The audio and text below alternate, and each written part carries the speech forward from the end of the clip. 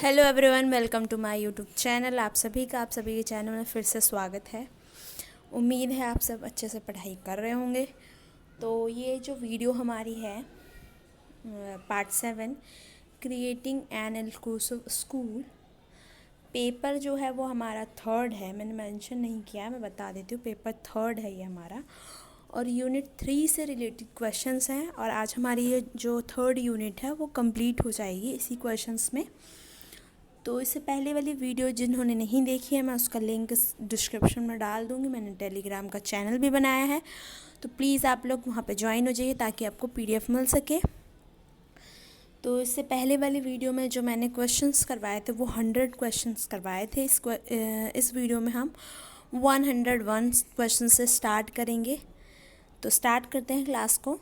First question जो है हमारा 101, जो कहता है कि विशिष्ट आवश्यकता वाले बालकों को किस विधियों के माध्यम से पहचाना जा सकता है। जो विशिष्ट आवश्यकता वाले जो बालक होते हैं, स्पेशल चिल्ड्रन जो होते हैं, उनको किन विधियों से हम पहचान सकते हैं, किन किन विधियों का प्रयोग करके। फर्स्ट ऑप्शन आता है निरीक्षण विधि, ऑब्जर्वेशन मेथड, बी बुद्धि परीक्षण, इंटेलिजेंटिटी होगा इंटेलिजेंस टेस्ट, सी अभिवृत्ति परीक्षण एप्टीट्यूड टेस्ट, या डी ये सभी।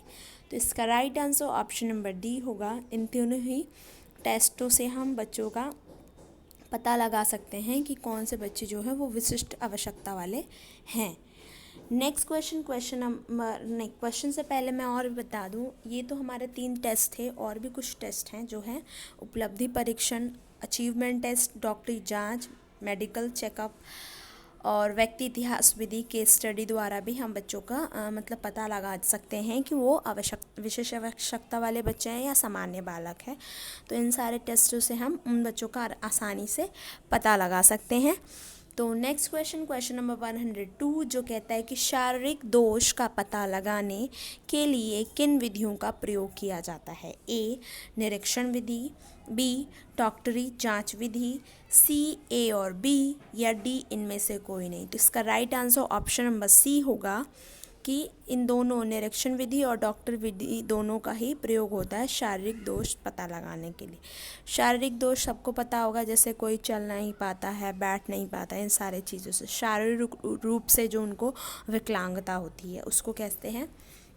नेक्स्ट क्वेश्चन नंबर 103, जो कहता है कि एक बालक जो शारीरिक दोष से पीड़ित है तो उसमें किस तरह के दोष देखने को मिलेंगे। ए आंगों में असंतुलन, बी लड़खड़ा कर चलना, सी चलने फिरने में समस्या, या डी ये सभी। तो इसका right answer option number D, ये सारे ही समस्या देखने को मिलती है। और भी बैठ नहीं पाते हैं, काम नहीं कर पाएंगे, फुर्ती नहीं होगी उनके काम में, आलसपन भी आता उनको, और मतलब लोग उन बच्चों को मतलब दूसरे नज़रिए से देखते हैं कि मतलब ये लंगड़ा है, ये चल नहीं पाता है। तो इस सारी चीज़ों तरह की समस्या उनको देखनी पड़ती है।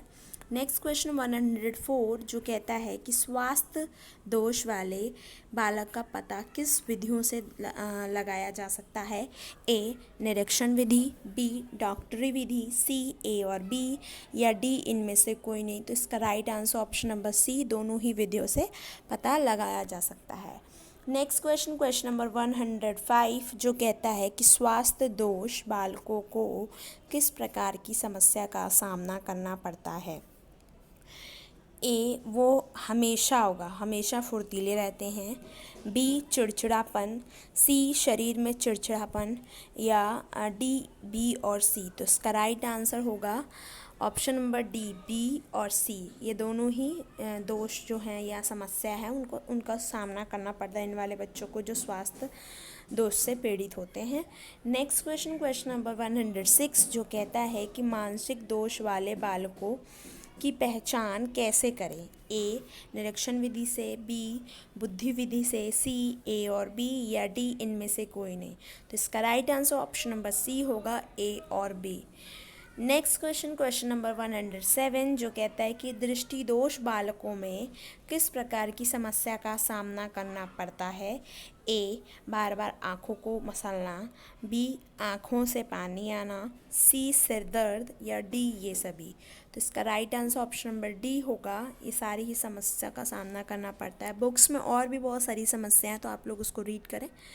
बहुत सारी हैं, जैसे कि वो ध्यान से पढ़ नहीं पाते, कक्षा में जो बच्चे हैं वो मतलब रुचि से नहीं पढ़ पाएंगे, उनको दिक्कत होती है पढ़ने में, फिर मतलब बच्चे उनको चढ़ाते हैं, इस तरह की समस्या उनको देखनी पड़ती है।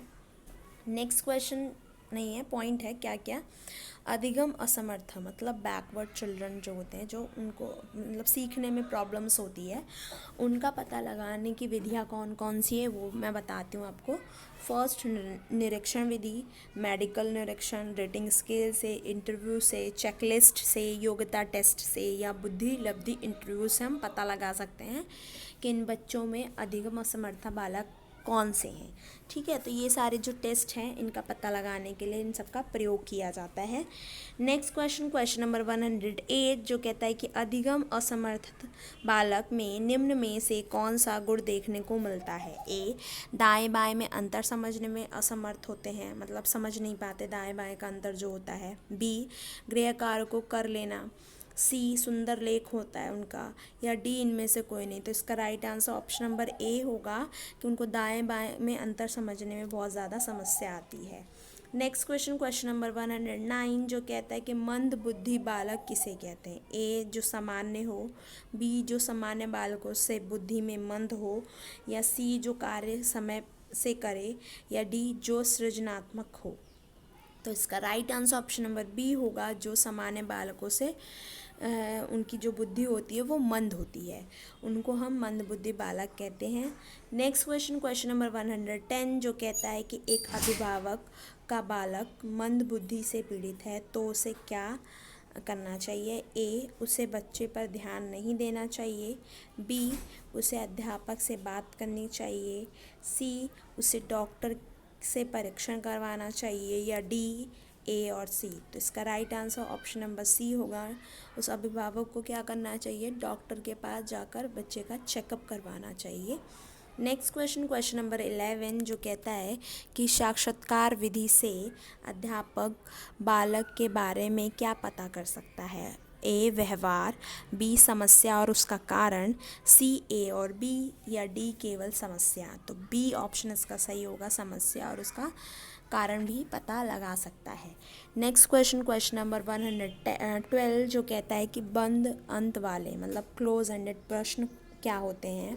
ए, जिसके कई उत्तर होते हैं। बी, जिनका केवल एक ही उत्तर होता है। सी, ए और बी। या डी, इनमें से कोई नहीं। तो इसका right answer option number B होगा, जिनके केवल एक ही उत्तर होते हैं। जैसे ऑब्जेक्टिव टाइप क्वेश्चंस होते हैं, उनके उत्तर जो होते हैं वो मतलब अब एक ही होता है, उसमें चेंजिंग नहीं किया जा सकता, हम अपने मन से नहीं लिख सकते। नेक्स्ट क्वेश्चन, क्वेश्चन नंबर 113 जो कहता है कि ओपन एंडेड प्रश्न कैसे होते हैं, जिनमें उत्तर कितना भी लंबा हो सकता है।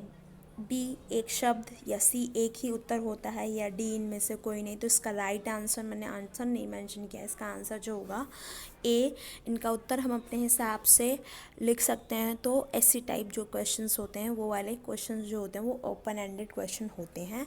नेक्स्ट पॉइंट कुछ हैं, मुख्य व्यक्तित्व परीक्षण के लिए जो बच्चों के अचेतन मन को जानने में सहायता करता है, वो कुछ विधियां हैं, किन किन परीक्षणों से हम उसका पता लगाया जा सकता है।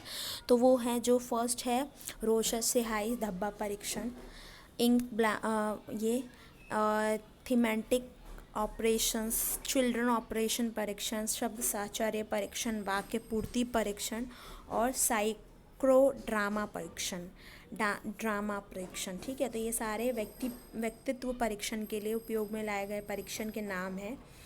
नेक्स्ट कुछ पॉइंट है, पिछड़ा बालक बैकवर्ड चिल्ड्रन, जिसका आईक्यू जो होता है वो 85 के लगभग होता है। और इससे पहले वाली क्लास में भी मैंने बताया कि बैकवर्ड चिल्ड्रन कौन से होते हैं, जो मतलब उनको सीखने में बहुत प्रॉब्लम होती है, वो पहली बार स्कूल आते हैं, उनके घर में बहुत सारी समस्याएं होती हैं, जो जल्दी सीख नहीं पाते हैं, उन्हें बहुत सारी समस्याओं का सामना करना पड़ता है, किसी भी काम को करने में बड़ा टाइम लगाते हैं ये बच्चे, तो वो बैकवर्ड चिल्ड्रन होते हैं।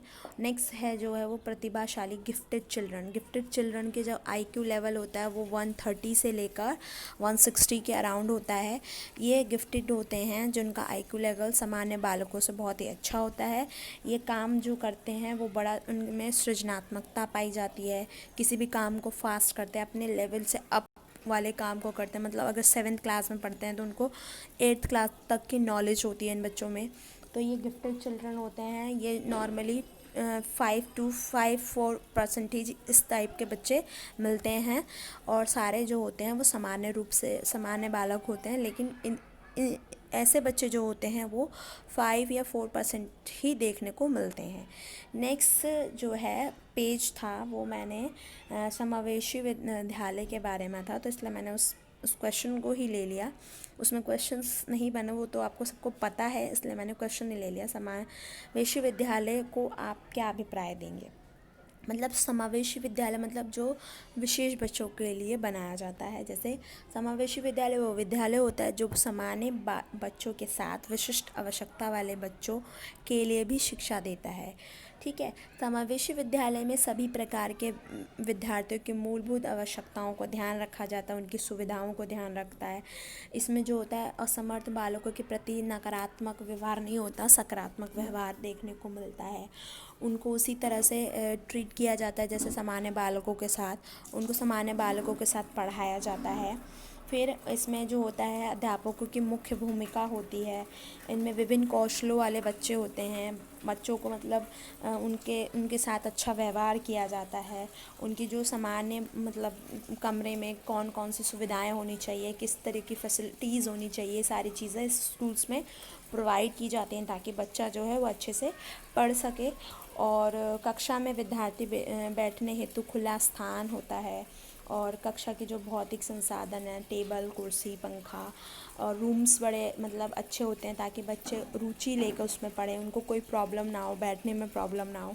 इस तरह के जो होते हैं उनकी आवश्यकता के अनुसार पढ़ाया जाता है और उनकी आवश्यकता के अनुसार सारी जो सुविधाएं हैं वो की जाती हैं। तो इस तरह के जैसे फर्नीचर्स वगैरह ये सब, और उनकी मानसिक दृष्टि को बड़ा ही महत्वपूर्ण माना जाता है, उनको बहुत महत्व दिया जाता है, उनके हिसाब से पढ़ाया जाता है इन स्कूल में। तो ये वाले समावेशी विद्यालय होते हैं। तो और मतलब इनमें बच्चों को बहुत ही मतलब ध्यान और सामान्य बालकों की तरह ही ट्रीट किया जाता है, तो इसे हम समावेशी विद्यालय कहते हैं। कुछ क्वेश्चंस मैंने इसलिए इसी को ले लिया, इसमें क्वेश्चंस नहीं बनेंगे, आप प्लीज़ इसको रीड कर लीजिएगा। तो उम्मीद है आपको क्वेश्चंस पसंद आए होंगे। अगर पसंद आए होंगे तो please like and share subscribe ज़रूर करें और टेलीग्राम चैनल पे जुड़ें ताकि आपको PDF प्रोवाइड हो सके। और अगर वीडियो अच्छी लगी हो तो लाइक शेयर कमेंट ज़रूर करके बताएं मुझे। और आपको अगर वीडियो अच्छी लगी हो तो आप बताइएगा, तो मैं नेक्स्ट पेपर की भी वीडियो बनाऊंगी अगर आप कहते हैं तो। Okay, thank you.